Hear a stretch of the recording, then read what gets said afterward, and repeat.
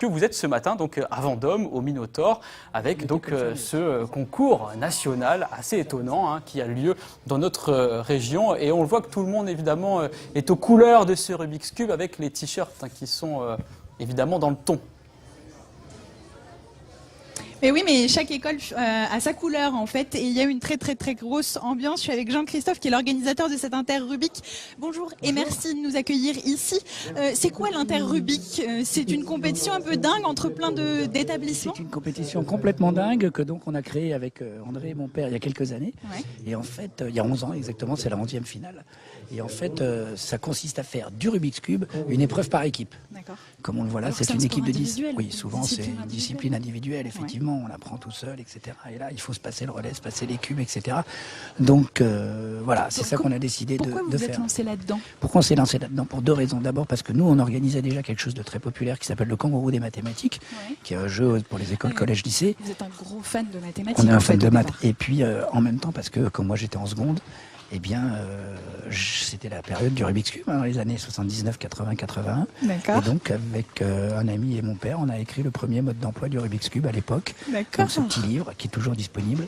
Eh bien, on s'est dit, voilà, comme on connaît le Rubik's Cube, que c'est important aujourd'hui quand on fait de l'algorithmique à l'école, quand on essaie d'apprendre des méthodes, etc. C'est un outil, comme le jeu d'échecs par exemple, on pourrait dire, mais c'est un outil pédagogique très intéressant. Donc, Alors, on a décidé de remettre ça dans les établissements scolaires. Alors, pour faire des maths, parce qu'en fait, c'est quoi la stratégie? Alors bravo à l'équipe qui vient de faire 49 secondes. Joli, joli score. Joli score. C'est alors, quoi il y a les... beaucoup de mémoire, on travaille la mémoire bien sûr. Au début quand on apprend pour certains petits, je veux dire petits CM1, CM2 comme ceux qui jouent actuellement. Ouais. On apprend la droite, la gauche, le haut, le bas, et qu'est-ce que c'est. Et puis on apprend qu'est-ce que c'est qu'une formule, qu'est-ce que c'est qu'une combinaison de formules, qu'est-ce que c'est qu'un algorithme. Et puis ce qui est bien aussi, ce qui est génial, on le voit ici là, dans cette journée-là, c'est que les élèves deviennent meilleurs que les profs. Et ça, c'est quand même assez magnifique. Alors, confession, j'en ai jamais terminé un seul, mais vous m'avez dit... c'est vrai, ouais, ça c'est gentil. Qui a gagné pendant 6 ans l'Inter Rubik, le prof ne savait toujours pas faire le Rubik's Cube au bout de 6 ans. J'ai de beaux jours devant Vous pouvez moi. être un bon entraîneur, un bon prof sans être fan de Rubik's Cube vous-même. Bon, je peux peut-être devenir prof, par contre je peux pas devenir championne, ça c'est sûr. Il faut quoi pour finir un Rubik's Cube? Vous m'aviez dit une dizaine de formules À la mathématiques en base, tête. même 2 formules suffisent. Ah bon? Si vraiment on met à ce moment-là, on a du mal à mettre moins d'une minute. Oui. Et les champions qui le font aujourd'hui en connaissent une centaine pour faire dans les moins de 10 secondes. D'accord. Donc évidemment, plus on va en apprendre, plus on pourra aller vite, plus on pourra prendre des raccourcis à certains moments. D'accord. Et donc il y a ça qui est très important, c'est ce travail de mémoire. D'accord. Travail de mémoire, quelques formules mathématiques, un peu de temps devant soi quand même. Allez, Eh ben, la ce qui est première aussi fois, génial on dit dans qu'on fait l'Inter ça. Rubik, le fait qu'on le fait par équipe, Ouais. c'est que les enfants s'apprennent entre eux. Le professeur n'a pas besoin toujours d'être là ou de savoir même faire le Rubik's Cube, comme je disais tout à l'heure. Et donc les enfants s'entraident, les plus grands apprennent aux plus petits ou inversement. D'accord. Ceux qui savent lire en anglais vont lire les formules sur Internet et les méthodes. Donc c'est vrai qu'à partir de là, c'est aussi pour les classes, pour une ambiance, pour un collège même, puisque les équipes représentent un établissement scolaire. C'est un très bon outil pédagogique pour les choses en équipe. Il y a beaucoup de profs, là, peut-être pas ici ce soir, mais d'accompagnants dans les clubs, puisqu'il y a plus de 100 clubs en France de Rubik's Cube. Il y en a beaucoup, ce sont des profs de gym. Des profs de gym. Et oui, puisque c'est un truc d'équipe. D'accord. Donc c'est voilà. Et puis il y a quelques profs d'anglais aussi, parce qu'on fait beaucoup d'anglais, comme on l'a dit tout à l'heure, en cherchant les bonnes méthodes de résolution sur Internet. Donc il y a quelques profs d'anglais, notamment ici à Vendôme. C'est un prof d'anglais qui tient le club Rubik's Cube. Ok. Et puis voilà, donc un sport aussi, c'est pour ça que les profs de gym y aident. C'est quand même un sport. Hein. Ok. Là, c'est quoi? On passe 3 fois, on fait 3 chronos et on voit on garde les 2 meilleurs chronos. C'est comme ça qu'on aura le classement final. Sachant que là, on a déjà Voilà. la crème de la crème au niveau Oui, national. Mais ça veut dire que s'ils sont un peu stressés, s'il y a une petite erreur, voilà, c'est quand même des enfants, c'est des jeunes, là on les voit, c'est des tout petits. Hein. Voilà, s'ils ratent un essai, il n'est pas compté et on prend que les 2 meilleurs essais pour faire la moyenne des 2. D'accord. En général, on fait une moyenne parce que les cubes, on ne sait pas trop s'ils sont exactement tous pas pareils mélangés. Donc voilà. D'accord. Là, c'est des 2 par 2, c'est ça? Donc c'est des petits, c'est ce qui se fait de plus petit? C'est ce qui se fait de plus petit comme Rubik's Cube, parce que le 1 par 1 par 1, il n'est pas difficile à faire, n'est-ce Ouais, pas? celui-là, il serait vachement bien Celui-là, pour il est moi. facile, bah, voilà. Ce que je voulais rajouter dans les qualités qu'il faut pour le Rubik's Cube et qu'on apprend bien à ces enfants-là qui n'en ont pas l'habitude, c'est avec la compétition, c'est la gestion du stress et la gestion du stress par équipe. Parce qu'à la fin, il n'y en a plus qu'un qui termine. Ah oui, Et d'accord. si celui-là, tout le monde lui dit vas-y plus vite, etc., en essayant de l'engueuler un peu parce qu'il va pas assez vite, c'est la catastrophe. D'accord. Il faut retransmettre son énergie, retransmettre les ondes positives au plus rapide, au meilleur, qui vont à la fin terminer le travail de l'équipe.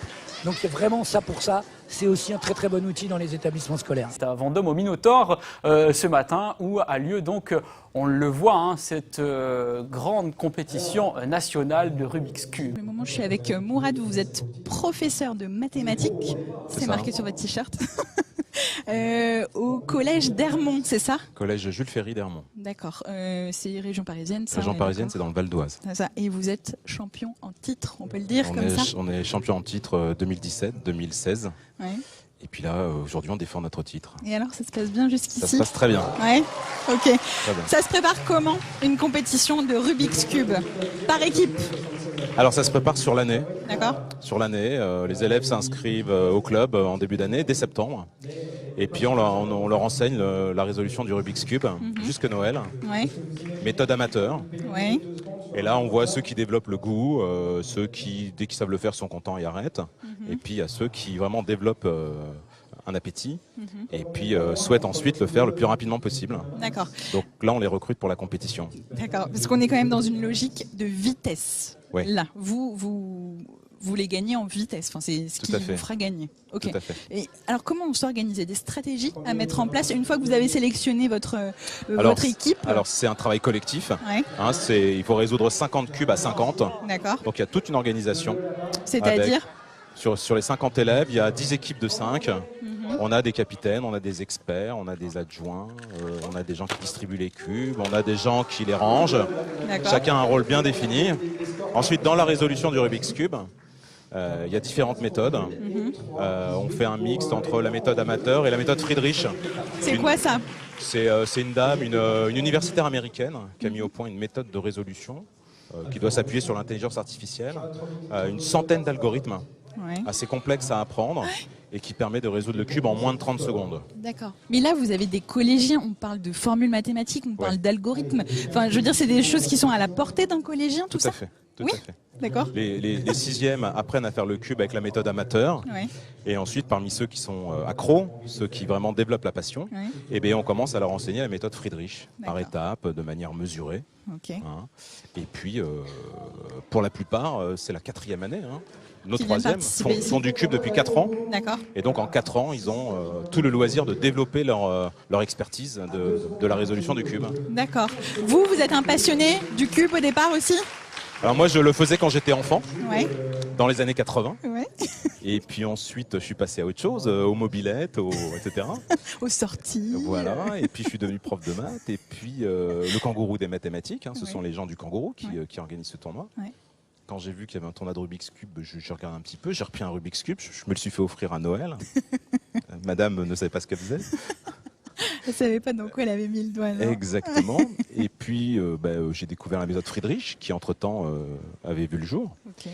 Et puis des élèves avaient un Rubik's Cube, et puis m'ont demandé d'organiser un club le midi. Ouais. Donc j'ai dit pourquoi pas. Et puis la dynamique s'est développée. 30 élèves, 50 élèves, plus de 100 élèves aujourd'hui. Et est-ce que ce sont que les bons élèves qui Non, viennent? non, c'est ça qui est bien.